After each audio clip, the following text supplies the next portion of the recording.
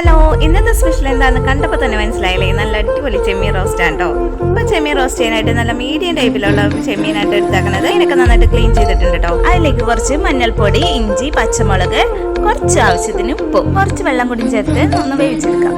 ചെമ്മീനിന് നന്നായിട്ടൊന്ന് വെന്ത് വരുമ്പോഴേക്കും നമുക്ക് ഒരു പാനിലേക്ക് കുറച്ച് വെളിച്ചെണ്ണ വെച്ചെടുത്ത് കുറച്ച് കടുക് പൊട്ടിച്ചെടുക്കാം കേട്ടോ. ഇനി കുറച്ച് ചുവന്നുള്ളിയും ഉപ്പും കൂടി ചേർത്ത് നന്നായിട്ട് വഴറ്റിയെടുക്കാം. ഇത് നന്നായിട്ടൊന്ന് വാടി വരുമ്പോഴേ ഒരു തക്കാളി ചേർത്ത് കൊടുക്കാം കേട്ടോ. ഇപ്പോഴേക്കും നമ്മുടെ ചെമ്മീനൊക്കെ നന്നായിട്ട് വെന്ത് വന്നിട്ടുണ്ട്.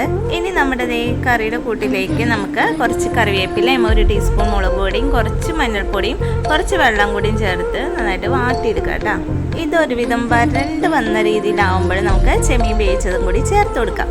ഇനി നമുക്ക് ഇതിലേക്ക് അവസാനമായിട്ട് ഒരു ടീസ്പൂൺ കുരുമുളക് പൊടി, ഒരു 1/4 ടീസ്പൂൺ മാത്രം മസാലപ്പൊടി ചേർത്ത് കൊടുക്കാം.